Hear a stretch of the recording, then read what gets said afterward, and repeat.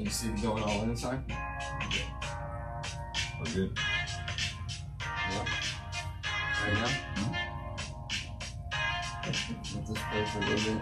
Get it going great. Yeah, turn it up.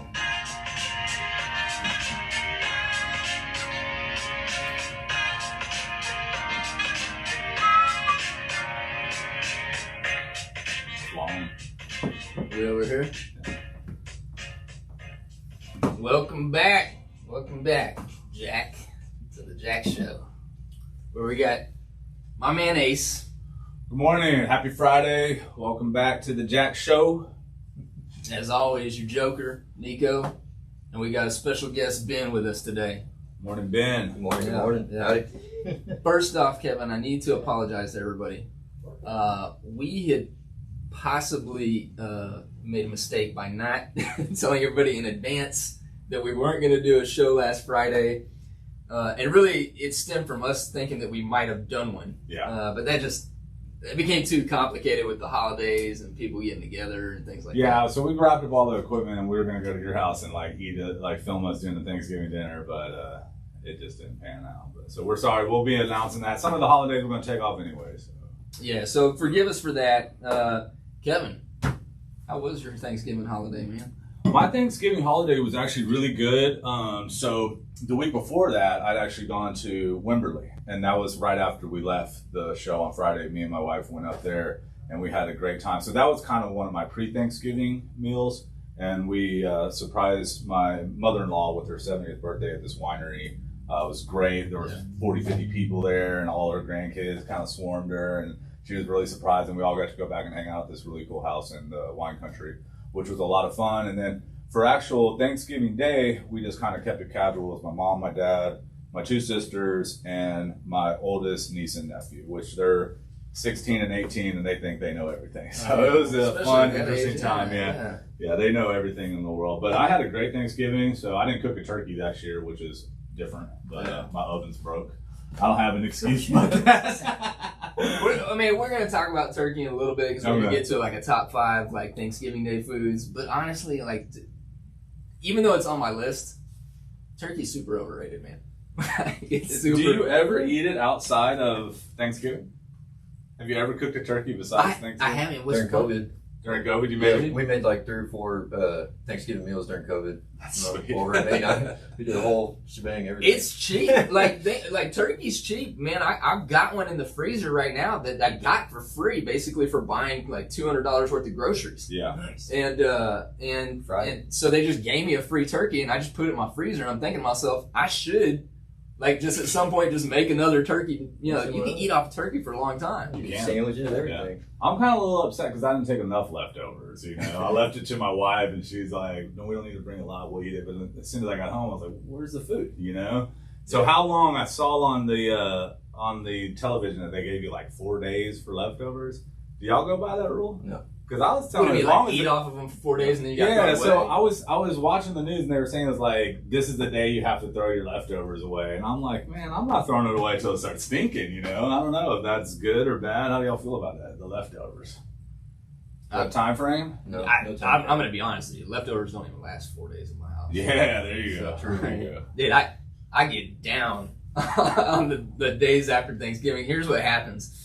So Kevin actually came out and hung out with me. It was the first time I've ever had some people hang out with me after Thanksgiving. But typically what happens, ever since before my children were born, the days after Thanksgiving, my wife will go with her female relatives, and they'll pick some spot in Texas, Dallas, the wine country, San Antonio, whatever.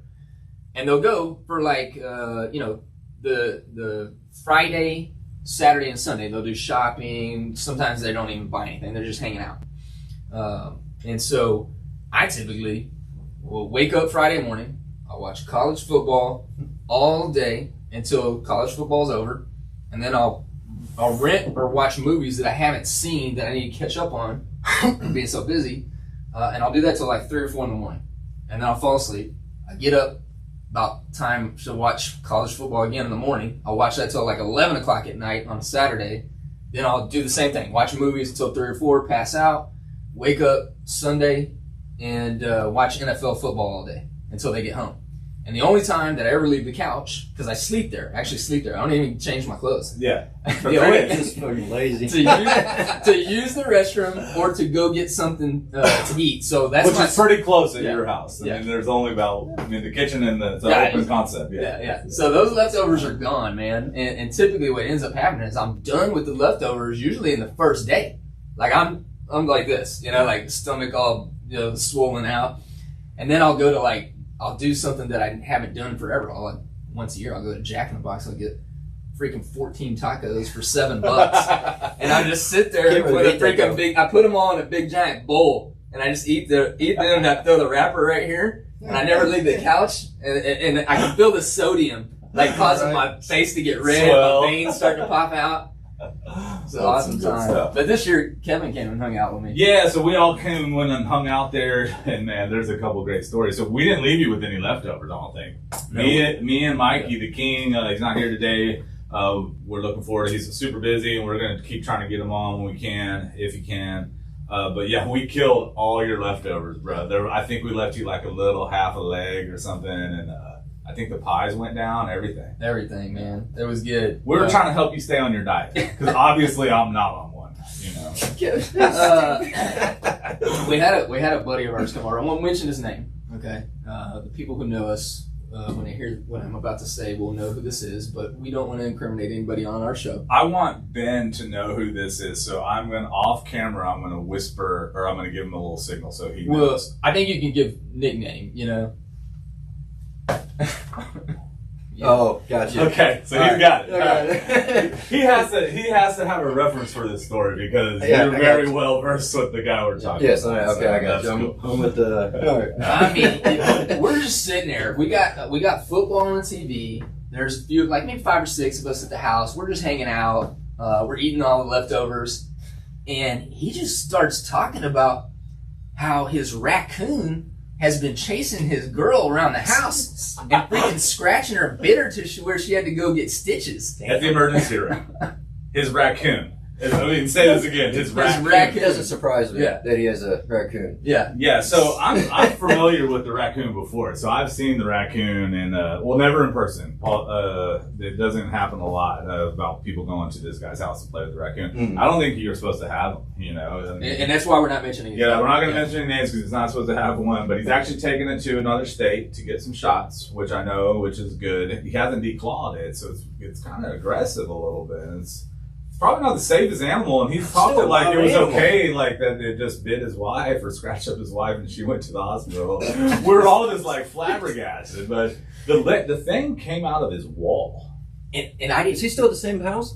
No. Okay. So I didn't know this story, and they're talking about this raccoon, and his name is Wally. Wally. Yeah. Yeah. So tell where. So our guy, he used to live in this house, and I guess something happened where the raccoon got into the wall, and then they heard it fall down, and they went into the wall, and because there was chirping and screaming and stuff or whatever a raccoon makes, I don't know. And they brought it out, and he was able to nurse feed it bottle milk, and now he feeds it Cheetos and stuff. It eats all kinds of things. It was chasing his daughter around the house, and he sent me videos of Wally taking a bath in the W Hotel.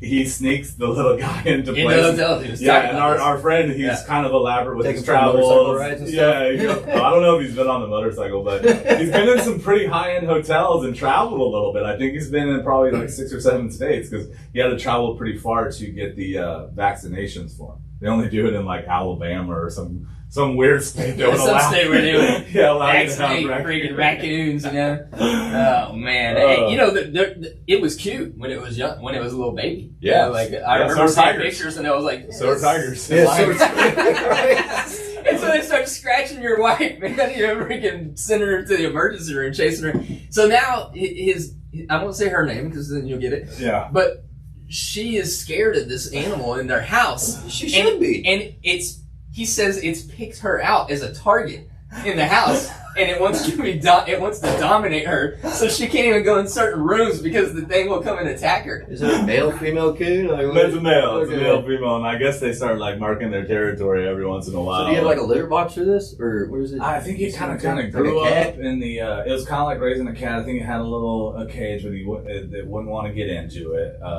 and it slept in his bed and like with him as a baby. I mean, he raised this thing like a little puppy, is what it was like. You know, it was really bizarre. It doesn't surprise me. It doesn't surprise me that this guy has one. If any one of our friends were able to have a raccoon, and bring the raccoon and travel with it and sneak it in the hotel, it would be this guy. Yeah, of course. This guy is. He could be the president of the United States if he had the correct motivation. I really believe it. I did. You don't? I don't know about that. I want to tell one quick story about him. So I've been to several concerts with this guy. Like we're waiting in line, and like he didn't have any money for even a ticket.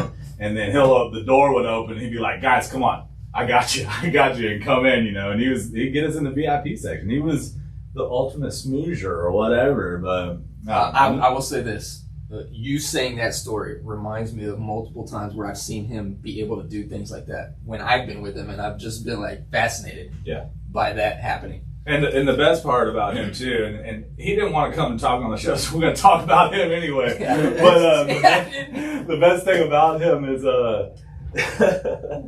is that every time we're together, he comes up. It's somehow or another. Like you can't get past our friends. I have people call me and say like, "So how's so and so doing?" Yeah. And I'm like, "Really?" Yeah.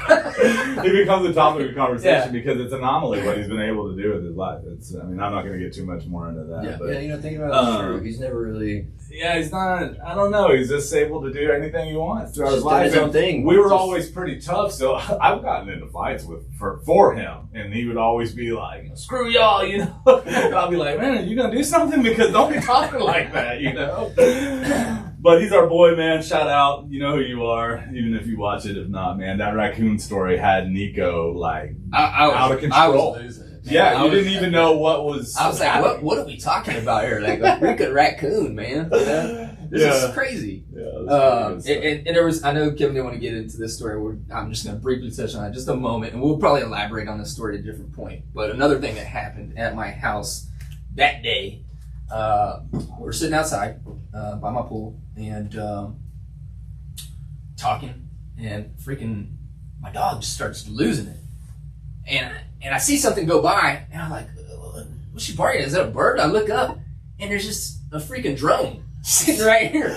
Just freaking, like 3 feet away from us, you know? And none of us know really what to think at the time. Kevin had a kind of an inside. Yeah, so I kind of had an inside. So it wasn't just totally out of the blue. I said what we were doing. We were going to go hang out at Nico's. And so he said, text me the address. And he made a joke about the drone. So I kind of knew who it was, our boy Robbie. And, so yeah, he came in, and how did you feel? Because it came in and looked like a hawk was swooping down to attack us. He got that thing within 4 or 5 feet, and you know those drones. I mean, they're pretty serious. The ones. So my initial thought was like, of course, you know, like I didn't know what Kevin knew, so I'm wondering like, no one knew what I knew. I was like, what is this? Like, and I'm thinking to myself, should I take this chair I'm sitting in and throw it at this thing? Or something, you know? Because this is an invasion of my privacy, you know? And I thought, is this just like some nosy neighbor?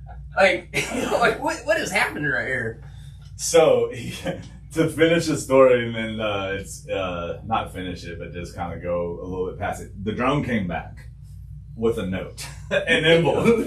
And at this point, I knew it was the person that I thought it was, because when we first started the office furniture company, I had like 25 pallets of zip ties. You might even have some of these red zip ties. Probably. Each box had 20,000 of them in them, and there was 40 in a pallet. And we had 20 pallets. Yeah. So I zipped ties for days, and I recognized it. You can't get these zip ties; they're really nice quality.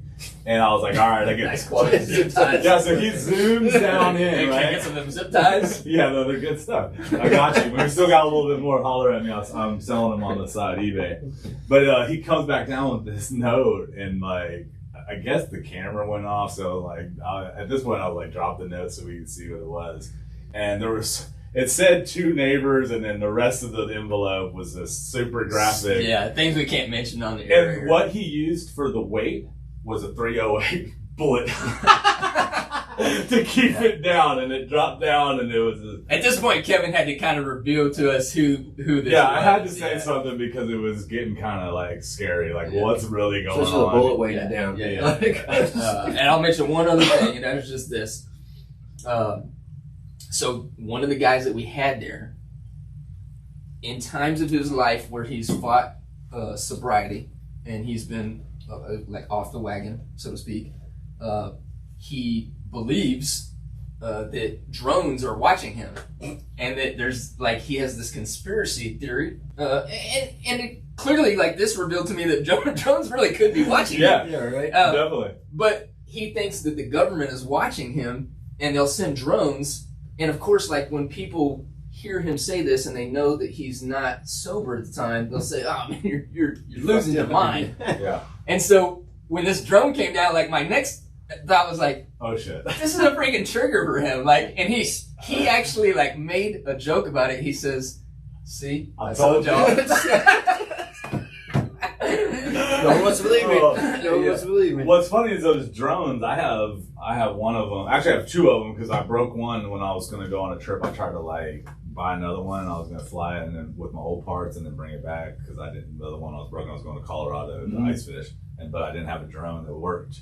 But you can buy these drones at Best Buy. Anybody can. So it doesn't surprise me that people are seeing these things all over. I mean, they sell them by the thousand. It's from DJI. It's a huge, huge company. So it doesn't surprise me if people are paranoid. They're probably really drones flying in people's backyards. Actually, I came away from that experience going, "Yep, you can hear them too." He actually saw drones. He wasn't lying. Maybe it was our buddy messing with him. That was my next thought, you know? Oh, that's some good stuff, man. Yeah. So I know, Nico, that you wanted to talk to me and talk to Ben about our Thanksgiving foods.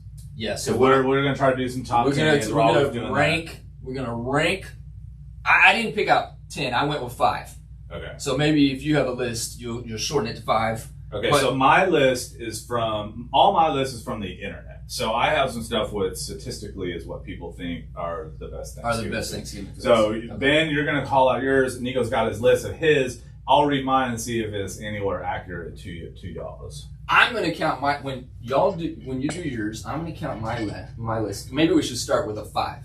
And you go up to 1 being the best, 5 being the worst. Mine isn't numbered, so I can do it however you want. I can agree or disagree. Maybe say. Well, I gotta assume if you got off the internet that they've got it in a list, right? It doesn't say in order. It just says. Well, I would say whatever is number 1, whatever they have listed first is probably their number 1. Okay. So just go backwards from that. Okay. So here we go. Because I said it's overrated, but I know it's necessary for Thanksgiving, I'm going with turkey. This is my number 5. Fried turkey. Ben, you're going to go with fried turkey? Yeah. I'm going to go with my wife's broccoli and cheese casserole. It's the hit, dude. I mean, everyone gets turkey. The reason I'm going to say this is because everyone gets the turkey, you know. And if I were to say turkey, it'd be fried turkey. That's the best way to do it. Inject the shit out of it with some brine for like a day. Brine. I don't do the brining. I just go ahead and inject, you know. Pat it down brine and inject. And then dip mustard and dip them down. It can be super dangerous, so if you try it, just make sure you know what you're doing. You can hurt yourself really bad. You know? Explosion in your backyard. Yeah, it'll blow up if it's frozen.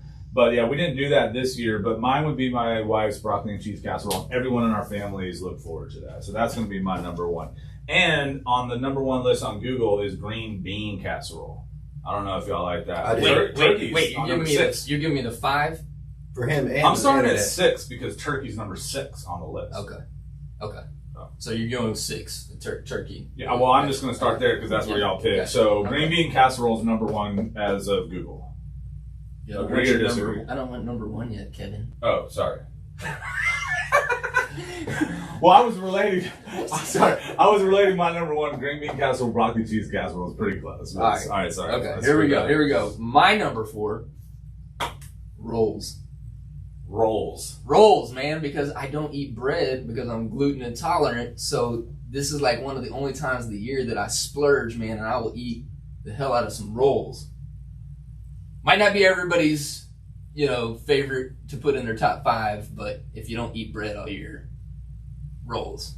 King Hawaiian rolls? The King Hawaiian rolls. You had them at my house. Yeah. We made turkey sandwiches. Yeah, so all the turkey ran out. So me and Mikey were just taking the rolls and dipping them in that turkey juice. Was that juice or gravy? I don't know what it was. Or Jew or whatever it's called. Well, I inject my turkeys with the Cajun Creole butter. Yeah. And then I put them upside down so that the white meat is actually on the bottom, so that the juices from the dark meat, which is a good idea. I never thought about that. But then I also drip 6 pounds of bacon. I forgot about the bacon. So what you're dipping, is basically bacon grease and turkey oil. Nice. Nice. Thanks for telling all of us. But I did have some of the bacon on there, and I would go back because you can put bacon on anything. You can, and it tastes good. You can. So even dog shit. I did have a piece of bacon. About that one. Dog shit. Yeah, dog shit. I don't know about that one. What does the internet have as number 4? Stuffing. Are you a stuffing guy, Ben? Well, my mom makes stuffing, but like in little muffins. Stuffing muffins. Yeah, she get a muffin pan and then she puts stuffing in there. It's like okay, I'm gonna let delicious. I'm gonna let Ben claim the rights to stuffing muffin. I think you might be onto something, man. That's she good does it all the branding time. right there. I'm Stuffing pretty sure muffin. that's a sexual term. I didn't say it. But no, she gets a muffin pan. She puts stuff in each one. It's crispy all the way around. That sounds good. The last thing I'll put on my plate is stuffing. Yeah, I don't like stuffing at all. What? Yeah, I'm not a stuffing guy. I won't eat it. I don't bother with it. Y'all crazy. People that put cranberries in it, like some that's weird a little stuff. too much, Like, yeah, I don't know. Onions and celery and I don't like crunchy stuff. Yeah, mixed with mushy stuff. It's kind of weird. And I damn sure do not want any stuffing that was actually put inside the cavity of the freaking turkey. Yeah, that's kind of weird. That's the best one. And then cook it. It's delicious. So, have y'all ever left the stuff inside? Because not last year, but the year before, I fried the turkey with the gizzards and the package and the neck. Turkey neck and stuff. I couldn't get it out. No, I couldn't get it out. It was in the bag. And I fried it in the bag, stuffed in the. I thought I had got it, like everything out, and there was like another little burnt bag. Yeah, that happened. Man, that sucks. But that's what you make your gravy out of. A lot of people, Out of stuffing? Grease. Oh no, the gizzards. The gizzards. Yeah. Okay. Like Number 3. Turkey. Number 3. I don't know that this is on many people's list, but again, because of the gluten intolerant situation, and because I love cheese, macaroni and cheese. Number 3. No, so I screwed this up. So I said turkey, which was the bottom. So I'm actually going in like one behind you. So I'm going to say 2 at the same time because they're kind of close. Sweet potato casserole and mashed potatoes. Since they're the same, I'm gonna try to catch up because I'm not with you on the same numbers. Mashed potatoes. So that was They gotta be mashed potatoes and gravy. You gotta make your mashed potatoes. None of that box stuff. Yeah, no instant. No instant. Gotta make it. Come down, boil them. All right, number 2. Number 2. I pronounce this one way. You may pronounce it a different way. Tomatoes? We can't be friends. Tomatoes? It just means that you aren't me. Pecan pie, number 2. How do you feel about it? Gotta have some bluebell with it. Some pomade, vanilla. Down here in Texas, you know it. All day. Any pie, really. Yeah. All right, so the next one as long as you got bluebell with it, I'm down. The next one on the list is cranberry sauce. Not the biggest fan. Not the biggest fan. And I grew up. Not the biggest we fan. grew up in like. We were middle class, but as I got older, my dad started being a little bit more successful, and I kind of relate that to the cranberry because in the beginning we just had the tube, straight out of the can, just come out of the can, and then my mom would just set it on the plate, and slice it, like spam. And then later on in life, when things start getting better, that's the best cranberry sauce. I think is the actual can one that you just that comes out like gelatin. Yeah, I put that in my turkey sandwiches the day after, right? Like I do turkey and then one slice of that jelly, That's delicious, man. Inside the sandwich. So, I actually had honorable mention cranberry. I left it outside of my 5, but I had it on there just because of, So, I'll tell you Number 1. Number 1, okay? What you got? We already discussed it. it was number 3, I think, on y'all's list. Mashed potatoes and gravy. Yeah, that's your number Oh one. my God, man! If you make good whipped with butter and cream, and they're super soft and absorbent, the mashed potatoes, and then you put that turkey gravy, you know, like in a volcano. You open it up and you let the volcano pour out. Yeah, and you just hit it with that roll that you don't get but once a year. So let me ask you this: Do you have the full volcano? Because I usually take my volcano and kind of dip it down to let some of it run out into my turkey, and it's to an art now. That the way I spoon it in and I kind of let a little drainage out and it blends into the turkey. Or are you straight in the pocket? I go Close Encounters of the Third Kind. There you go. I build it like the this. third kind?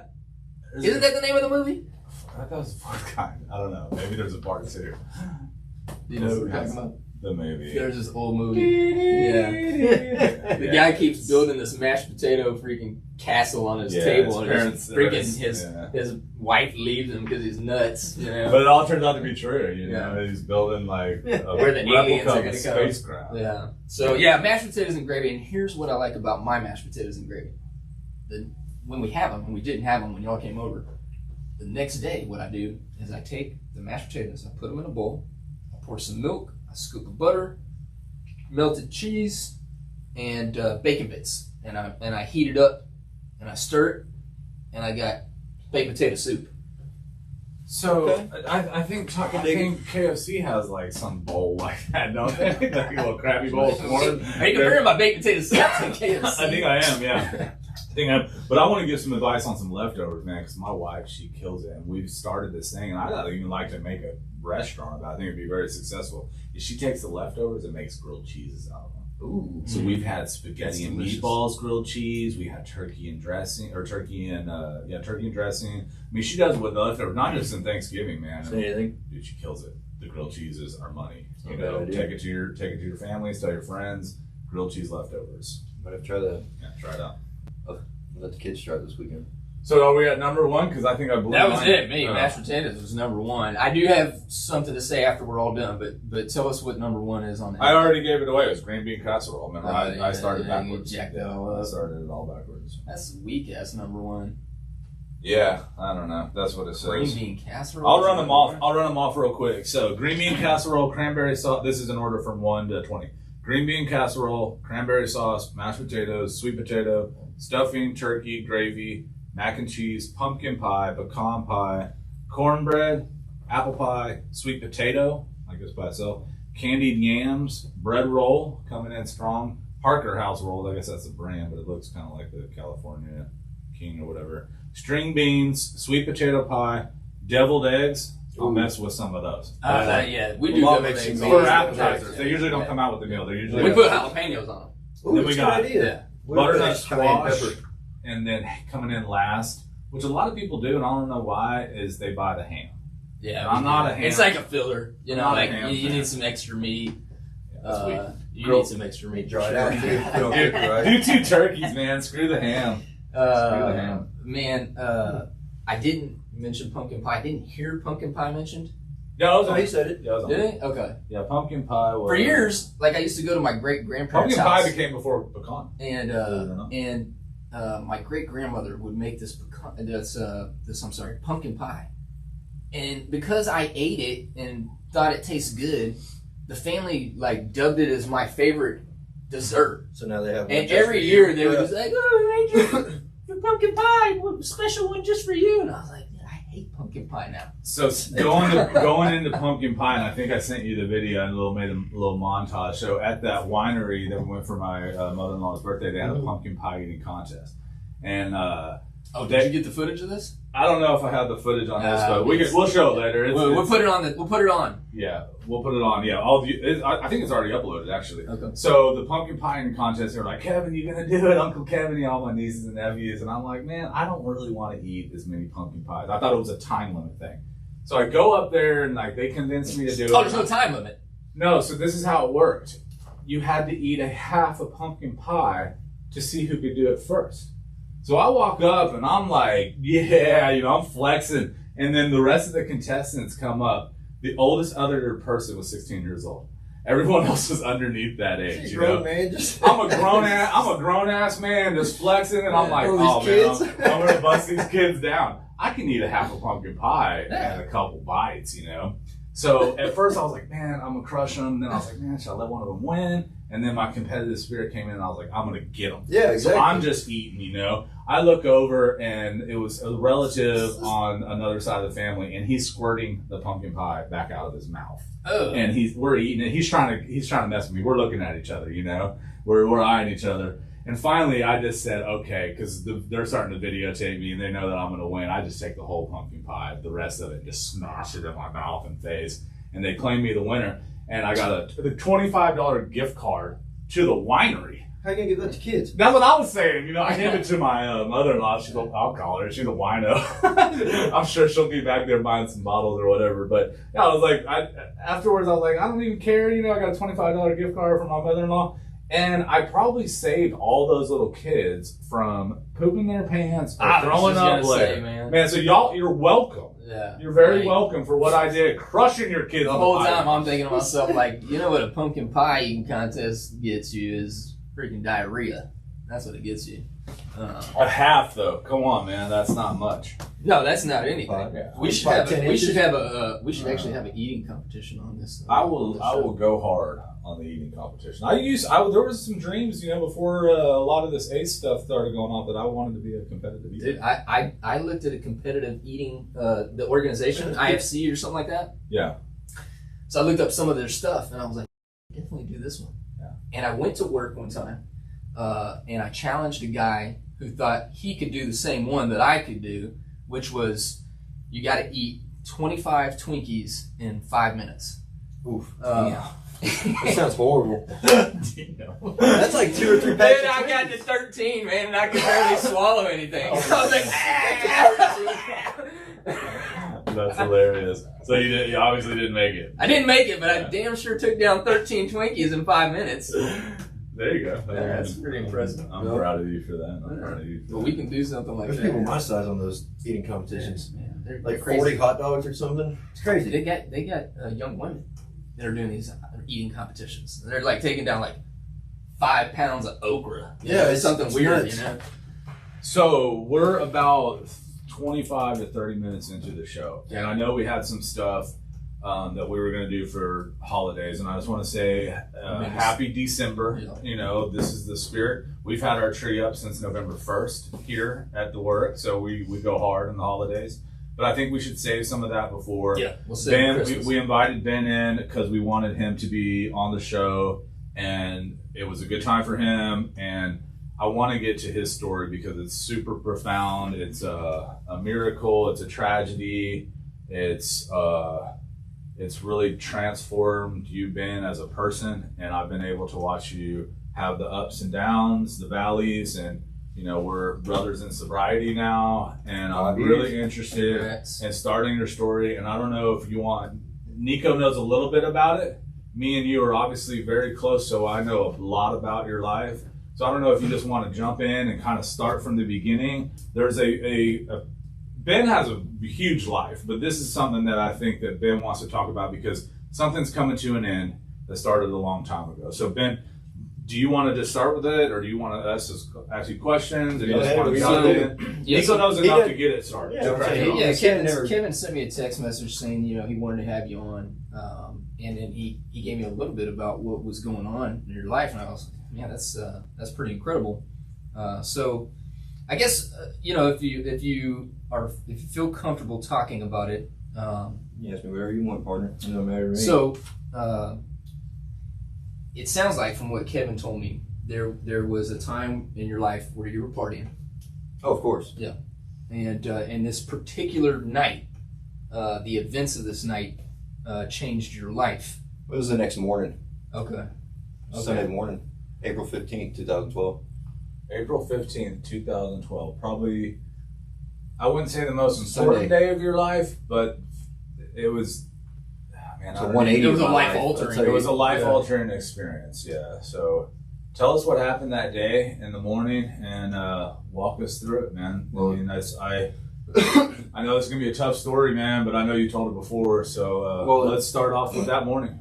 We're at Sam's house, lunchbox Sam and we were talking about barbecuing that day, and I didn't want to leave my bike at Sam's apartments, so we're like, let's go to my mom's house. My mom's in India too, by the way. What kind of bike did you have? Honda Vortex 1300 Cruiser. So this is one of the. It's a Cruiser, not another. Okay. Not a crotch rod, whatever you want to okay. call it. So we go to my house. I'm like, Sam, let's go for a ride. Hop on. Right around the corner from my house. It's a 2-lane road. Been hauling ass down that road for years. He hops on, no helmets, and we go over there and get to getting. We turn on the road, and I tell him no homo. In other words, grab me. Yeah. He grabbed me, and I just opened it up. So how many times have any of us rode on the back of a motorcycle? I mean, it's not something that's pretty common, right? Like you're going just down the street. Yeah, it's just me and my dude. I'm saying, who hadn't? Yeah. Okay. So y'all were headed out to get cigarettes or something like that? Well, we're gonna drink beers all day and barbecue pretty much. Yeah. And we're dead sober that morning for once. Yeah. Okay. We might have had a beer, but nothing like we're partying. Yeah. So we hit the main street and we're going, and there's a truck coming towards us. It's a 2-lane road. We're going northbound, they're going south. And hell, last time I remember it's just about 70, 75. And we pass them and all you hear is, oh shit. And that's my buddy Sam. And I look down and it's a 98 V6 Camaro black. And last thing I see is his headlight right here. He went to go pass that truck up or make a turn early. And there's nothing I could do. All you hear is just boom. And it's just like sky ground. I started flipping in the air. We hit head on. Yeah. Sky ground. Just I remember seeing that and then just done. And were you unconscious? It just went black pretty much. And then I don't know how long I was sitting there, but I just remember waking up and I was in a ditch and I was looking at 2 culverts, and apparently I went through one of them because it was like someone's house was right there on the corner where it happened, and we went down that ditch line. We flew over 90 foot. So just for reference, because not everyone uses the same terminology as we do in Texas, what's a culvert? Cement tube, for it's a ditch that goes through for drainage. The big concrete. You're saying you went through this thing? Yeah. He went all the way through it. Wow. Under a couple driveways, sliding through it. Yeah, I went through one of them, and it's probably about 4 foot wide, maybe less. God. So I have no idea how I went through there, but I mean, if you don't make it clean through there and you just hit it. Yeah, my buddy didn't make it through them. I did. Wow. So there was a culvert on both sides. There was 2 of them. Yeah. There was 2 of them there, and because it was a corner house, and we went down that ditch line in front of his house, and I went through one of them. My buddy hit between the 2, and my bike went 90 foot. My bike was ripped into 2. Totaled a gentleman's truck in his driveway. That's from the bike flying off, not even their initial. The bike itself hit somebody's vehicle that was parked in his driveway and smashed it. Yeah, totaled his truck. My bike was ripped in 2.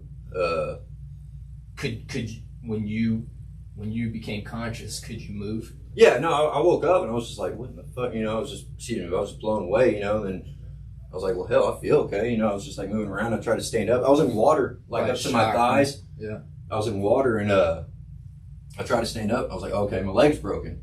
So I started crawling out of that water, and I looked down, and from my left leg, mid shin down, my leg was missing. Whoa. So I seen it, and I was just like, and I just leaned back, and I was like, oh, wait a second, like, this is bad. And then all of a sudden, it's just like Sam, my buddy, my brother. I've known him 20-something plus years. He's ride or die right there. It's like, we've been through a bunch. Best friends. Yeah, literally best friends. Like, and I just thought to myself, if I'm this bad, how is he? And I started hollering for his name, and I didn't hear anything, so I started crawling. And I found him on the other side of the driveway. Because it was a driveway, corner house, the culvert I went through. And I crawled and I found him, and he was unresponsive. Nothing I could do. And then people started coming up on us like, hey, stop moving. So at this time, you're missing your leg and you're crawling towards Sam. Just trying to find him. Trying to find out where he is, calling out his name. And I imagine a lot of blood is coming out of this. Oh, yeah. There's one of your legs is done. And the reason that the people came out is because of the motorcycle crashing into the car too. Yeah. They heard the impact, and then the bike went and hit the car. So they ran out. Yeah, they come out of the front yard. They came out of the front yard. It's right in front of these people's front yard. Like, all this happened in someone's front yard. Wow. Just, wow.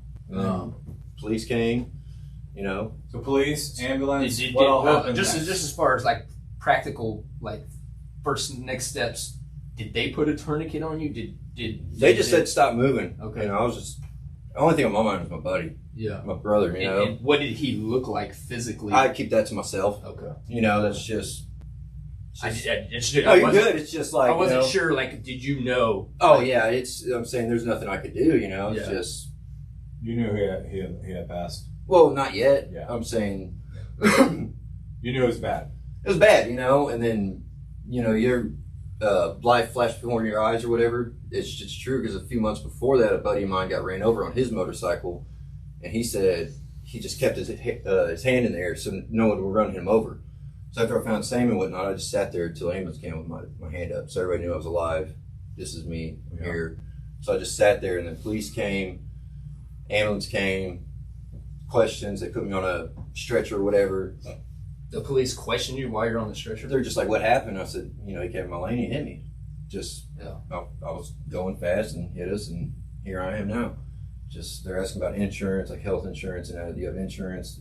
Things of that question. It's terrible to have to ask those questions at that moment. This is a Y'all life-threatening. Y'all been drinking, y'all been partying, blah blah. And I said we had one beer earlier. You know, I'm trying to stay alive, and I just stayed calm because I knew if I'd been freaking out, my heart been going even more blood would came out, and I probably would have died then.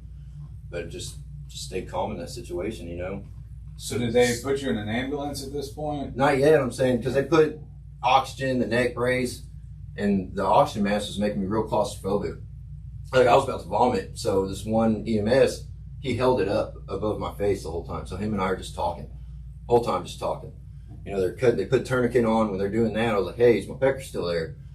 Like I'm saying, it was bad. And I remember they lifted up and they're like, "Yep." And I was like, "All right, sweet." Just trying to make the best of it, I guess you could say. And then, Which was great because you do have 2 kids. yeah, Yeah, so still works. it still works. But I'm trying to be It's kind of on this amazing that because they- the story is they- so. But it's sad. true. I did ask him that. You know, Right. I'm literally just trying to make the best of it, I guess you could say. And honestly, you know, just going back a little bit, had you not made it all the way through this thing, just thinking fast forward, Oh, I wouldn't. your children wouldn't exist. No, I wouldn't be here with y'all. Inches difference. You know. Literally, just I go to that site all the time and just hang out with them where it happened, and I just look at that culvert and I'm just like, how in the hell did I make it through there? Literally, it's. Have you ever approached the people that live there? Or did the same? My cross is still there, or his cross is still there. They take care of it. They mow around it. They mess. Last year for 9-year anniversary, we went over there and painted it black because it started getting a little rusty. So a bunch of friends and I took it down. We painted it, just make it look good, you know. Did the people see you when you come to do that? Yeah, no one says nothing to me. Okay. I just wasn't curious. I was curious. Did they come out and talk to you at all? Or? No, well, they'll be like, "Can I help you?" And they'll see how I walk. You know, I got a distinct limp now. Yeah. So, but then I started going blind from blood loss. Really? Yeah, so I was blind for like 15, 20 minutes straight up. Couldn't see a damn thing. When that's Yes. happening, are you freaking out? Are you still on the side of the road? Yeah, like it's just Okay. because he started looking like a silhouette, like gray, black silhouette. He's asking me how many fingers I'm holding up. I'm like, I don't know, dude. Just I can't see. And I didn't start freaking out. It's just so you're gonna make it or not gonna make it. I guess you could say. Just nothing I could do. Yeah. Did you ever at any point think there's a possibility I may not make it? Yeah, of course I did, but saying there's nothing. Just I'm laying there like Survival mode. pretty much. Just stay calm. Let them do listen to what they say to do. You know, don't move because they don't know if my back's fucked up. They didn't know, nothing. They just see my legs gone. My pelvis was broken. Road rash all over me. Gotta imagine. Yeah. Put me on the ambulance. Started shaking real bad. I thought I was having a seizure, but I didn't have enough blood in my body. And it was just cold. Like cold. Like I ain't never been that cold unless you know what I'm saying? It's just, I warmed up, started getting fluids in me. Calmed down. We went to Northwest Hospital over there off 1960. And when I started freaking out was, who's going first? Because life flight landed. They're like, he's going first or he's not going to make it. And they started talking about Sam. And that's when I started losing my shit. Like started really. Because they said that Yeah, it was intense, and we ended up riding together. in Life Flight. So y'all were both in the same helicopter. Yeah, and just the whole time they're just that blew oxygen bag on him, you know, and that's what I can't stand. Like, just they were doing the whole time. I was trying to grab him, trying to move. Like, that's when I started freaking out. Pain really started setting in then, because I couldn't really feel anything before then. And we landed. Last time I saw Sam was when they just ran him into the hospital. And then it was like a movie, you know, just lights, people, clipboards on my chest. Yeah, just it's crazy. Did they have to put you under it? Oh yeah, the just main surgery room or whatever. Here, breathe in this. Boom. Yeah, so I remember I came and visited you at the hospital right after, like, I think it was that day or the next day or something, and talked to your brother, and we weren't for sure if you knew what happened to Sam. So that was a big topic of discussion. I didn't know if he made it or not. Yeah, when you came to and started, you know, sort of like getting your senses back, and they, you know, operated on you, like, it was a topic of how were we going to explain this to you, of what happened. And I want to know what your feelings were when that was confirmed. And I know this is tough for you, but what went through your mind at that point? Well, I woke up in the ICU room with my brother and my stepfather. Yeah. You know, because my mom's in India the whole time this is happening. She has no idea yet, I don't think. Or she does, but for work, she's over there. And I wake up, and it's my brother and my stepdad. And my brother's like, "Dan, you lost a leg." And I'm like, you know, let me write down. And he's like, "You lost a leg." And I wrote down, "No shit." Because they didn't know I was awake for the whole thing. And you couldn't talk? Is that why you're writing? I had a bunch of tubes in my yeah. You know, okay. So no shit like I know. Yeah, okay. Like that's what I wrote. Yeah. And you know, I still have some of those papers, and it's just like Sam. He's like, he's okay. So they didn't want to tell me with all those tubes in my throat and everything. I'm like, all right. Like, I remember calming down. I passed out, and I remember waking up, and like, Ben, my brother's like, "Ben, they're gonna take all these tubes out your throat." I'm like, you know, thumbs up, let's do it.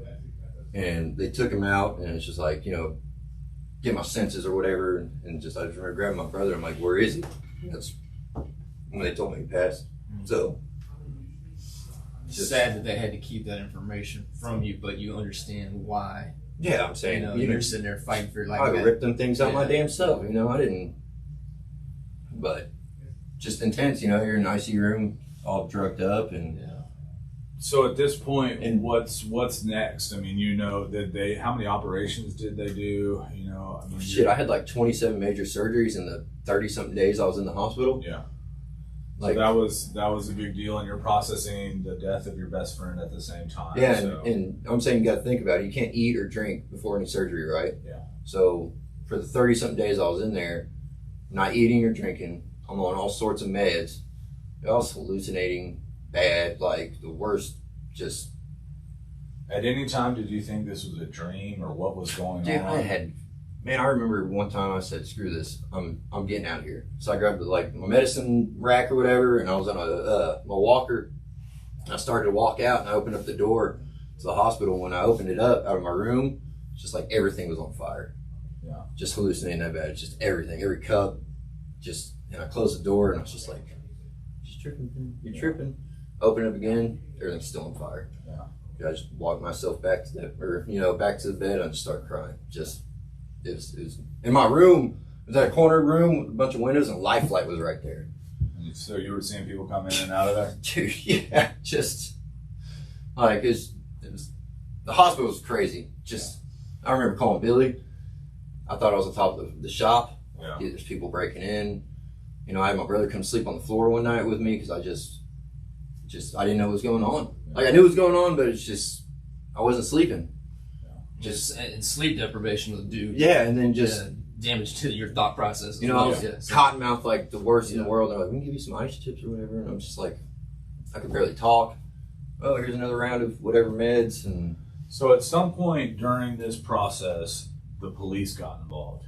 when I got out of the hospital, When you got out of the hospital, How many days was that? I was in the hospital for like 35 days, 35 I think, days. somewhere around there, 35 with like days. 20 plus major surgeries within there. Not just fast forward, but at any point during this time, just because I don't know, have they already started talking about prosthetics or? Oh yeah. Okay. So, Well, did you come out of there with a prosthetic? Oh no, that was the only reason I'm able to have a prosthetic is because I have the ball of my femur left. Because my leg was amputated from like mid shin down, but my femur and everything just blew up into 1,000 pieces. They couldn't like bolt me back together, I guess you say. So I have the ball in my femur and I can move it. I only got 4 inches. Your thigh bone. So yeah, he has luckily enough that was able to keep enough. And it was kind of a question: were you going to be? Yeah, they didn't. I was told I wasn't going to be able to walk again for the longest time, and they're like, "Well, with the insurance he has, we'll give it a shot." But I only got like 4 inches on my left side left. That's what I'm saying. I can't run no more. I have to, bend it like this to sit down and whatnot. Just like we'll give it a shot, and saying. I had no choice but to try it, and I remember the first time I went to my prosthetic doctor, the one who builds the prosthetic, they just kind of threw one together, and I was taking steps, and they're like, "All right, let's do it." And then I remember going to visit a doctor and just be walking in there, and they're always blown away with just me being able to walk. Crazy. Getting back to what Kevin's talking about, so you're getting out of there, and that's the time where the cops. I was at the shop. I was at my job. Oh, you went back to work? Not yet. I was just up there visiting. Okay. So I couldn't be in the house anymore. Okay. I just tried to stay busy, do it. I was better, and it was horrible. Using a walker, crutches? What are you using? Like a walker, crutches, whatever, or even a wheelchair. Because I'm saying it's just I was swollen, just still taking pain meds, and as much as I could. I didn't really like to do that, but. How did they find you at the shop? I forgot who they got in touch with, but they're like, they want to talk to you about the accident. Police officer want to talk to you. Okay, cool. And I just told them the truth. And before you know it, DA got a hold of it and they charged me murder manslaughter for Sam's death. So I want to talk about this because I asked you about talking to the police. And I think this is one of the most honorable things that you ever did. And you told me, Kevin, I couldn't lie because it was Sam's life. Yeah. Because you could have easily said some different things to those police officers. And I could have probably gotten out of this. And maybe gotten out of it. Mm-hmm. So at this point, you're telling the police officers what happened out of respect and honoring Sam's life, that you don't want to tarnish his life with a lie. I'm going to tell the truth because I'm a man and this happened. Yeah, I'm up to my shit, But doing that caused a lot of complications. And I remember it was a huge ordeal because Sam's parents, and I want you to tell this, how did they feel about what happened? And they were like parents to you. Yeah. They knew you very well. So explain to me what happened when the police started getting involved and how Sam's parents wanted this to happen. They reached out to his parents, his mother, stepmother, and dad. And they were in the DA's office just like we are now. They said, we do not want to charge him.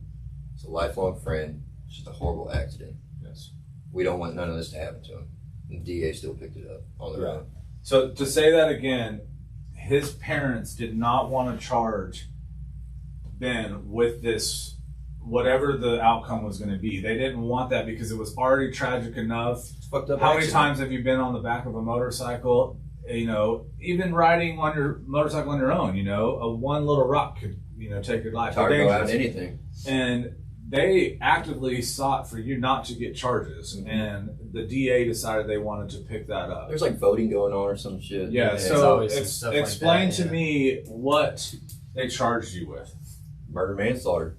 Just, if we'd had a few more beers, it would have been intoxication manslaughter or whatever. Yeah. But it's just, and I didn't know murder was part of it until I was getting my my probation identification card. I didn't either, and you showed me that, and it blew my mind that was the outcome of what they decided to do. Why are they charging you with? Because I was speeding. Okay. So I was curious. Like, was it because you mentioned to them y'all had a beer? Was it? No, it's just because I was speeding in a. But the one thing that was added to your card that I noticed, which I felt very uncomfortable with their decision, is it says voluntary. Yeah. And there's a difference between involuntary manslaughter and voluntary manslaughter. So the DAs picked this up, and they, like, in my opinion, they're trying to railroad you into this thing. When Sam's parents didn't want this to happen. It was just a tragic event. Ben lost his legs. Sam lost his life at a very young age, And I have a problem with this about why this happened. Why would the DA actively seek to just make things worse? Nothing better happened from this. And what ended up happening? Well, I was with my ex-wife at the time, and she got her pregnant. So had my firstborn, my son, Samuel. while you're processing through the court system. Yeah, in court. Did you name him Sam? Yeah, I asked for permission and everything. My name is Samuel Neil Robinson after my father and my buddy Sam. And, you know, it was just like, had a lawyer, just like we go to trial or they offered me 8 years probation. And it was just like, trial's 50-50. What was the threat on trial if you would have lost? Prison time, you know. But for murder. Yeah, for murder manslaughter charge. So whatever, 2 to 20 or whatever the time could be. If you take, it's 5 to 9. Just to so correct did you plead guilty for probation? I want to correct you though. It's not 2 to 20. It's 5 to 99. Well, yeah, so that's a big difference. So going to trial would have been a huge risk at this point. And we were talking about this the other day. They know this. They know that this is a risk, and they do this to you because I guarantee they got, however it looks on their record, they got a plea of guilty from you. Whether it's deferred adjudication. It was deferred adjudication. Even with deferred adjudication, they got a plea of guilt, you know, like no contest. You know, no contest or whatever it is. No contest date. I know. You know? And so if you're somebody who's trying to rack up these type of charges because it's an election year and you're trying to become, you know, advanced in your career as a DA, man, it's a horrible system. Yeah. You know, I was already back at work, bought a house. Trial would have been in December. My son was born in November. It was just like, what do you do? They know you got to take that deal. Yeah, they had me by the balls. I know it. Yeah. Just, you know, and I already was fighting alcohol because I didn't talk about my problems then. So I was just like shutting everything down, fucking Budweiser and whiskey. So what happened with that? Because I know for me and Ben have known each other for a long time. We've done a lot of things together, and we'll just leave it at that. But we've done a lot of things together in our lives, and I had to check you a couple times because not only I consider you one of my best friends, but I also consider you like a little brother to me. And why did I check you? And what was going on when you were risking your freedom? And at one point, you told me that you had to do all this stuff for Sam, but something started getting in the way and could have caused you to go to prison. Yeah. So what was the deal with that? I didn't talk about my issues. Yeah. I wasn't open, like, you know, just held it all inside. Yeah. Just what were you using? What were you doing to cope? Just drinking, which you're not supposed to do on probation. Yeah, trust me, not because I got caught drinking and I got locked up for it. Yeah. So tell us about that, of what happened, and the risk, and the shell shock of the reality of what you were up against. I failed the test for alcohol on probation, and then, you know, they're like, failed one, so we need you to take another one today. And so I took another one, and I failed that one too. So the next visit, they put you in handcuffs. Yeah. Had they put you in handcuffs at the time, like when they previously? No, I did non-arrest bond. Okay, all right. Like I was. Did they walk you through? Or you never even went? Sam's dad called me when I was at work. I was working on a diesel truck and so being charged, and I fucking left work. And my mom called me. She's like, "Don't come home. There's sheriffs at the end of the street," and I greased up everything, and finally got in touch with someone who can do a non-arrest bond. So I went to this bond company I've used previously. And did a non-arrest bond or whatnot, and then that's how that all started, court and everything. But failed drug test for drinking, failed another one, and then that's when they locked me up. And I remember I was talking to my PO when they arrested me. I was just like, "Do I have a bond?" She said, "You don't." Because you're going to court already. No, this is while I was on probation. Oh, okay. I was already like 3 or 4 years into this. If you're on probation, you don't get a bond. They kind of control you at that point. Mm-hmm. Yeah. And I just remember they were like, "No, you don't have a bond," and that's just when. And by this time, I have a daughter now, so I have 2 kids now. Both kids, yeah. And my ex-wife's out in the parking lot waiting to, you know, drive me home, thinking that you're going to be released. I'm saying go in there to see my PO and leave. She's been in the parking lot, waiting on me, and it's just like, I just call her, send her a text message saying, "Hey, I'm getting arrested right now." She's got 2 kids in there, in the car. Yeah, and you're expected to walk out. Yeah, and you don't. And I was getting walked out with sheriffs. So how long did that happen? How long were you there? In county? Yeah. Like 30-something days. 30 days. And then that's when the plea bargain started going out. It was prison or, finish my time. So if I would have taken prison time, or not taken, if they would give me prison time, I'd be finishing up my time right now. Okay. And then, but they ankle monitor that read alcohol in my sweat. Yeah. So explain that, because this is some technology where they're getting pretty I've never advanced. seen that. Yeah, this ain't a He GPS. has This an is ankle monitor on him now, Yeah. where if you probably dumped rubbing alcohol yeah. You on had to your watch. skin, So you would have to report this to them, and it basically senses alcohol in your sweat and then notifies your PO if you've been drinking. Well, I have to go get it checked every 2 weeks. Yeah, and they'll know if you've been drinking, and it's like Yeah. recorded on there. Okay, Yeah, just I have to scan it every day. so that forced you into sobriety. Not well. What forced me to sobriety is just I'm saying I had no choice. Yeah. I remember talking to some dude in county, and he's the one who told me I was alcoholic because he was like real with me. You know, no one ever besides like just he was straight up with me, just like you're fucking drunk, you're an alcoholic, and just I remember that, and it was just like wow, it really is. And I knew I was going to lose my wife, kids. I knew I was losing everything, and when I got out, I was just lost. I couldn't go back to my work, which is where my main drinking was. Nothing on them; it was my fault. Just I had to figure something out. Change things. Yeah, just it got me to here, so I started going to AA. Did y'all ever go to meetings together? Or? No, No, I don't think we've ever been to a meeting together, but we've talked a lot about our sobriety, and it's a big deal when we do a celebration month or year or something. And so, how many years do you have now? Past September is 5. 5 years. Okay. Okay. I think we have a very close sobriety date, so it always kind of we end up texting each other at the same time. And I've got 3 or a few years ahead of me, man. But how has sobriety changed your life with your family, with your kids? Great. I'm saying it's I can get up in the morning and mow lawn, things I need to get done, boom, done, get them done with, enjoy the rest of the day. If I was drinking, I'd be hungover or just etc. But it's really much better life.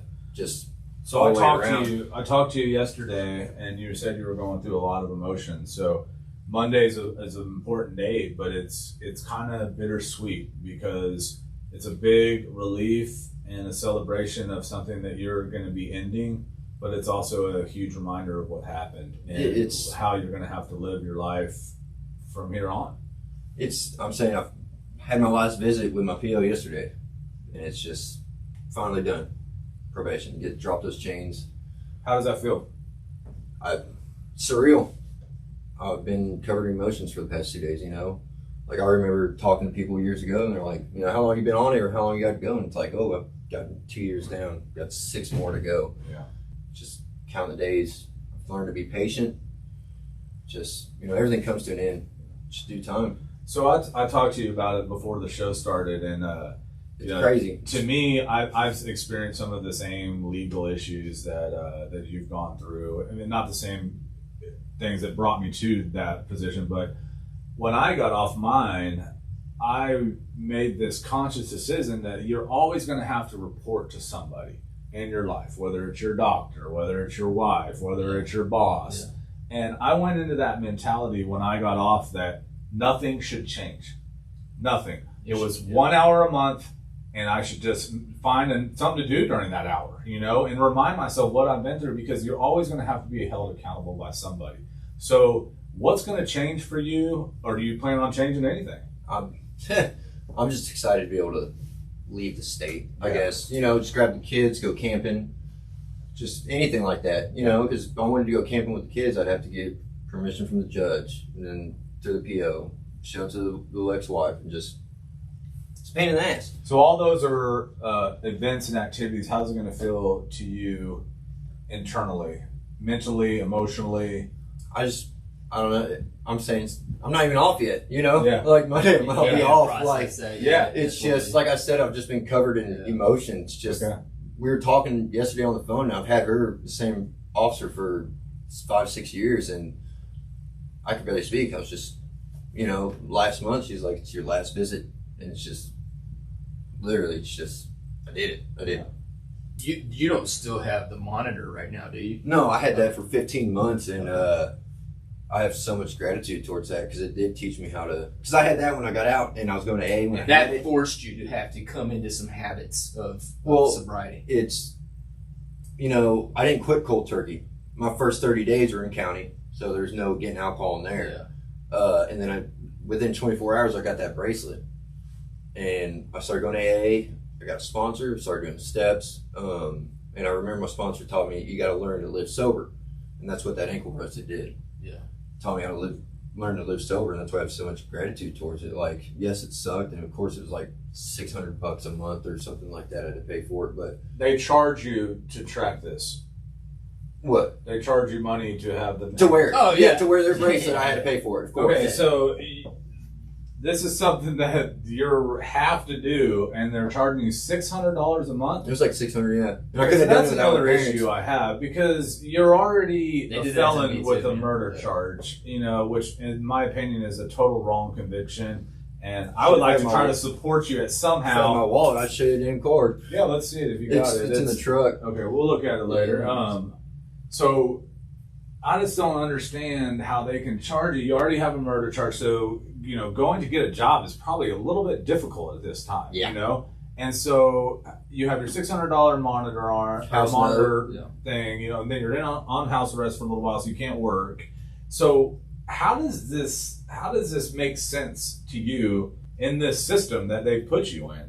Like they charge you with something they almost, you can't get. It's hard to get a job. He's a number, man. They're not looking at a story. They're looking at a number. Yeah, which is sad, because if they looked at the story, they would have realized that his parents didn't want this. Nobody wanted this. You go, man, this is a layup. I've got this kid. Yeah. Right? He's going to take this deal. They He's knew got it to too. take this deal.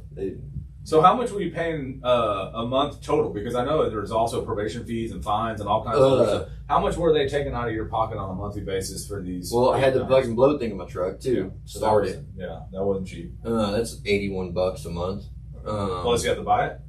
Yeah, of course you have to pay for it, but then you got to return it. I'm sure I have to pay them to get it taken out of my vehicle too, which I might do it myself. I don't know yet. I haven't decided what Place, this. with a buddy of This mine, summer. where he's like, hey, I got to drive through this place real quick.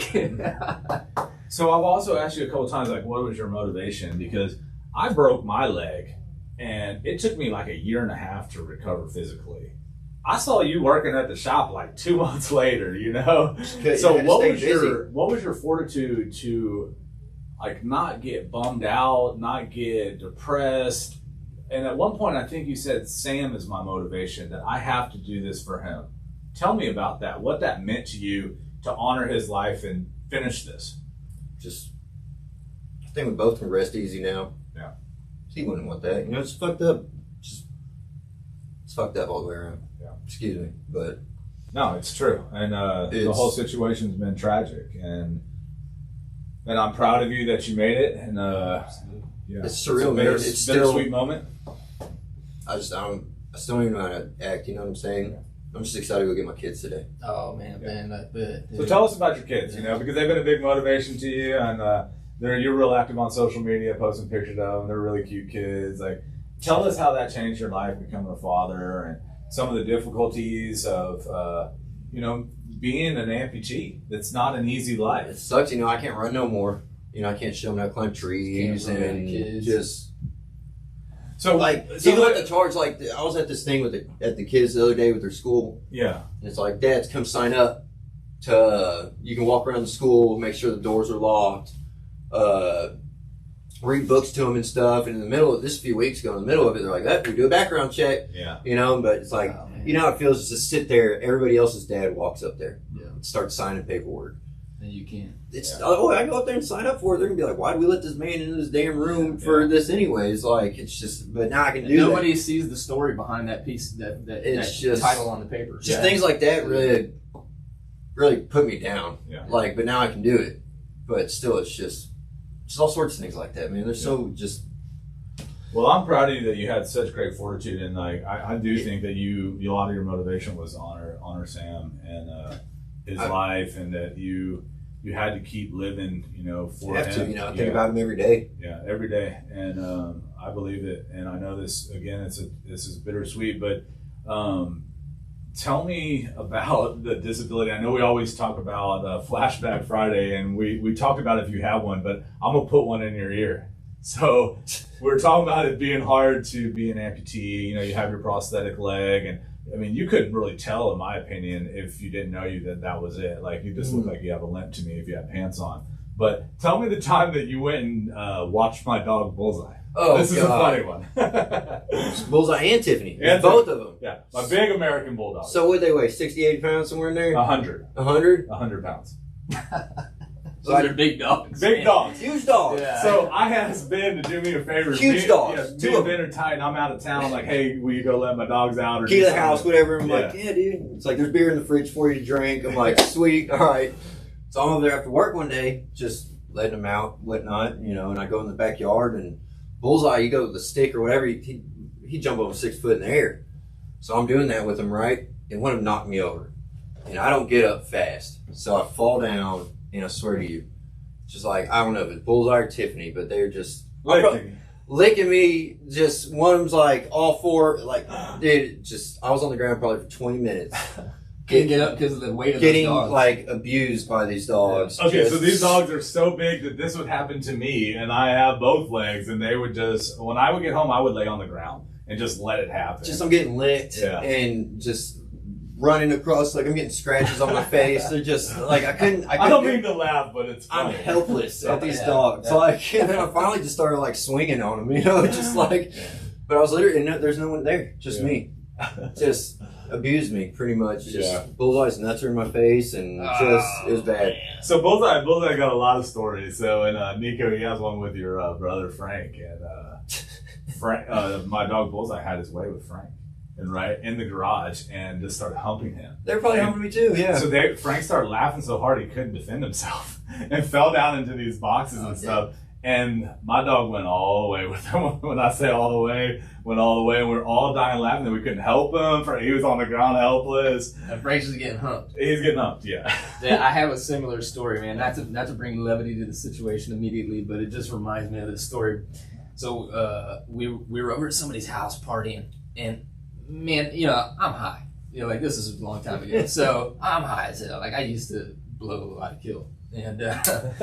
And so, man, I'm sitting there, and everybody knows that I used to like mess around with these dogs at parties just to be stupid. Like I let them lick out of my mouth, they like put some beer in there or something, let them drink out of it, you know. Or I like tongue them and like freak all the girls out. They'd be like, what a weirdo, you know. Yeah, you're pretty gross. Yeah. So on this particular situation, this guy was like, I bet you won't do that with my dog because she's this massive pit bull.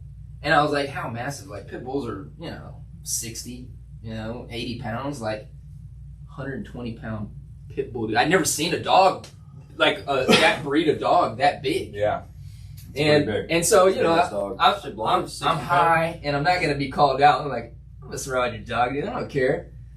And so I started, like, caressing her, like, doing all this kind of stuff.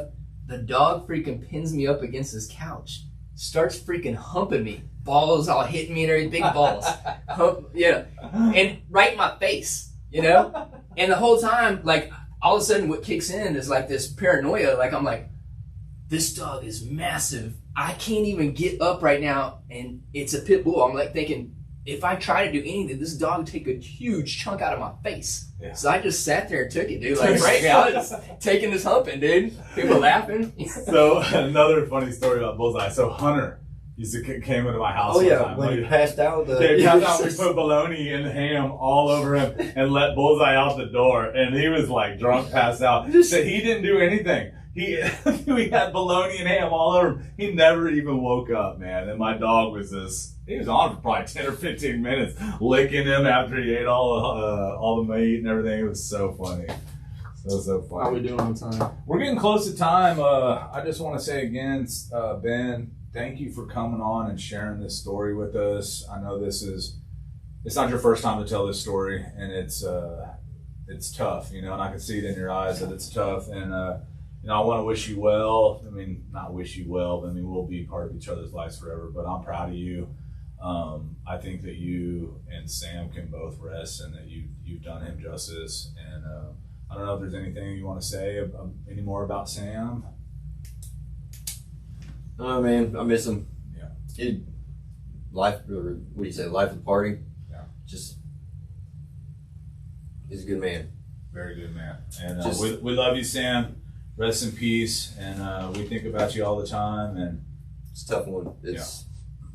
Ben, man, I just feel obligated to tell you this. I'm like stricken by the idea that, yes, it's unfortunate. I'm so sorry and sad that you had to go through that event and that Sam is no longer with us. But had you not made it through that pipe in the freaking concrete, your two babies wouldn't even exist. I mean, it takes a certain semen and a certain certain egg to create a life that is unique, and those two are unique, and I can't help but believe that they were destined to become in this earth.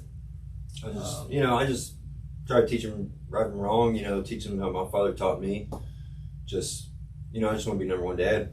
Love them babies, man. Just that's all that matters. It's just, I got to teach my son to be the man of the family one day, and I got to teach my daughter to be treated like a lady, and just, things of that nature. Just respect, man. Respect. Definitely respect. And man, again, thanks for coming on the show and sharing your story. I hope this will help a lot of people that are dealing with. Everything comes to an end in due time. That's how I look at it. You gotta have patience. That's what I learned about that just these past 9 years. Yeah, we appreciate it. Nico, you got anything to say to take us out, or you want to? No, I mean, this is pretty powerful, so I'm not going to do much, man. I mean, we appreciate everybody tuning in, coming to visit us. And really, if you're a friend of our show, you're a friend of us. And so, you're just hearing stories of us and our friends. Real life. Straight up. So we appreciate it. If you can subscribe, we appreciate that too. Of course, we'll be back next Friday. And where all can they find us at right now? Yeah, so the website's live, and it'll have our next guest, and it's www.wedon'tknow.com. J-A-K, not J-A-C-K. Yeah, J-A-K, and we're on social media with the same handles, Facebook, Twitter, Instagram, and obviously YouTube, the platform that we use and love. It's affiliated with Google, so you can find our videos on there. And we hope this video goes viral so a lot of people can hear your story and be inspired by it, and know that life is precious. Life is precious. You can change in a heartbeat. You can definitely change in a heartbeat. So Nico, take us out, and let's say a little quick prayer internally for Sam. And we love you, buddy. And Nico, let's take us out of the show. Well, man, I don't have the music up. Yeah. So we're gonna do it with no music. Yeah. We appreciate it. We appreciate Ben. And, just if I could just say a quick little prayer, it would be this. Lord, I'm so thankful that Ben has made it. I'm thankful that he has two children that you created through him. I'm hopeful that all the things that he wants to teach them, he'll be able to teach them. And that his friend's memory will live on in a positive way that will influence people who hear about this story. I thank you for his life. Amen. Thanks, guys, and we'll see you next Friday.